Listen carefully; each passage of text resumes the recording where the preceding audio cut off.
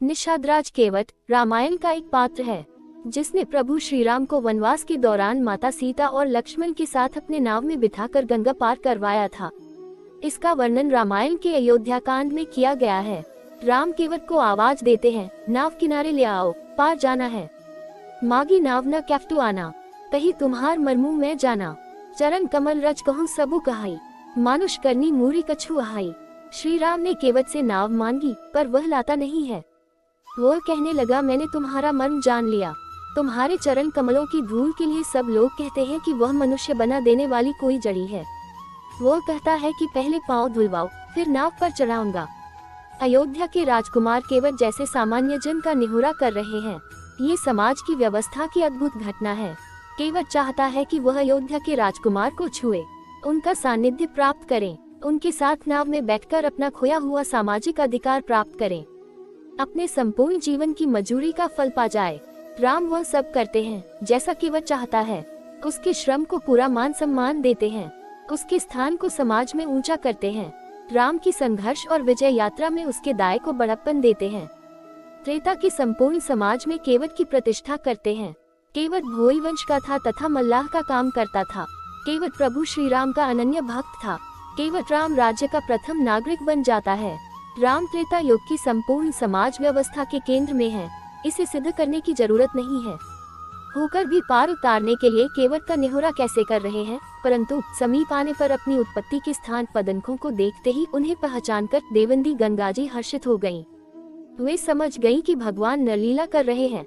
इससे उनका मोह नष्ट हो गया और इन चरणों का स्पर्श प्राप्त करके मैं धन्य होऊंगी, यह विचार कर वे हर्षित हो गईं। केवट श्री रामचंद्र जी की आज्ञा पाकर कठौते में भरकर जल ले आया। अति आनंद उमगी अनुरागा, चरण सरोज पखारन लागा। बर्षी सुमन सुर सकल से हाही, ऐही सम पुण्य पुंज को नहीं। भावार्थ, अत्यंत आनंद और प्रेम में उमन कर वह भगवान के चरण कमल धोने लगा। सब देवता फूल बरसाकर सिहाने लगे कि इसके समान पुण्य की राशि कोई नहीं है। पद पखारी जलु पान करी आपु सहित परिवार, पितर पारु करी प्रभु ही पुनि मुदित गयो नहीं पार। चरणों को धोकर और सारे परिवार सहित स्वयं उस जल चरणोदक को पीकर पहले उस महान पुण्य के द्वारा अपने पितरों को भावसागर से पार कर फिर आनंद पूर्वक प्रभु श्री रामचंद्र जी को गंगा जी के पार ले गया। उतरी ठाड़ भय सुरसरी रेता, सिय रामगुह लखन समेता। केवट उतरी दंडवत कीन्हा, प्रभु ही सकुच ही नहीं कछु दीन्हा।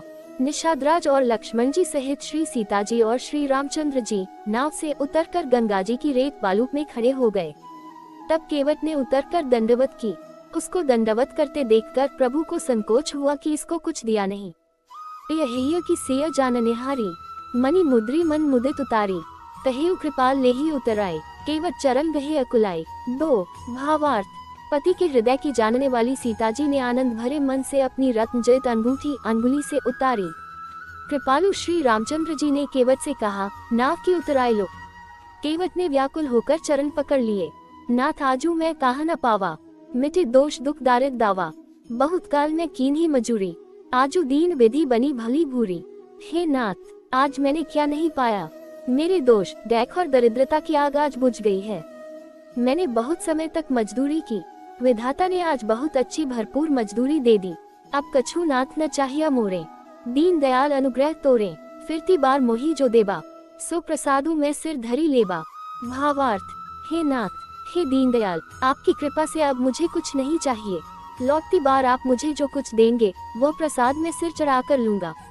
बहुत कीन प्रभु लखन सिया नहीं कछु कैफ्टू ले, बिदा कीन करुणायतन भगति बिमल बरु दे। प्रभु श्री राम जी, लक्ष्मण जी और सीता जी ने बहुत आग्रह किया पर केवट कुछ नहीं लेता। तब करुणा के धाम भगवान श्री रामचंद्र जी ने निर्मल भक्ति का वरदान देकर उसे विदा किया। तब मज्जनु करी रघुकुल ना था, पूजी पार्थिव नायो माथा। सिया सुरसुरे ही कहेउ कर जोरी, मातु मनोरथ पुरो भी मोरी। फिर रघुकुल के स्वामी श्री रामचंद्र जी ने स्नान करके पार्थिव पूजा की और शिव जी को सिर नवाया। सीता जी ने हाथ जोड़कर गंगा जी से कहा, हे माता, मेरा मनोरथ पूरा कीजिएगा। पति देवर संग कुशल बहुरी, आय करौन जही पूजा तोरी। सुनी से बिने प्रेम रसानी, भाई तब बिमल बारी बर बानी। जिससे मैं पति और देवर के साथ कुशलता पूर्वक लौट आकर तुम्हारी पूजा करूं। सीता जी की प्रेम रस में सनी हुई विनती सुनकर तब गंगा जी के निर्मल जल में से श्रेष्ठ वाणी हुई। सुनो रघुबीर प्रिया बैदेही, तब प्रभाव जग विदित न केही, लोकक हो ही बिलोकक तोरे, तो ही से वही सब सिद्धि कर जोरे। हे रघुवीर की प्रियतमा जानकी, सुनो, तुम्हारा प्रभाव जगत में किसे नहीं मालूम है। तुम्हारे कृपा दृष्टि से देखते ही लोग लोकपाल हो जाते हैं। सब सिद्धियां हाथ जोड़े तुम्हारी सेवा करती हैं। तुम जो हम ही बड़ी बिने सुनाई, कृपा कीन ही मोही दीन ही बढ़ाए। तत्पी देवी मैं देवी असीसा, सफल होन हित निज बागी सा। तुमने जो मुझको बड़ी विनती सुनाई, ये तो मुझ पर कृपा की और मुझे बढ़ाई दी है। तो भी हे देवी, मैं अपनी वाणी सफल होने के लिए तुम्हें आशीर्वाद दूंगी। प्राणनाथ देवर सहित कुशल कोसला आए, तुझे ही सब मनकामना सुजसु रहे ही जग छाए। भावार्थ, तुम अपने प्राणनाथ और देवर सहित कुशल पूर्वक अयोध्या लौटोगी। तुम्हारी सारी मनोकामनाएं पूरी होंगी और तुम्हारा सुंदर यश जगत भर में छा जाएगा। गंग बचन सुनी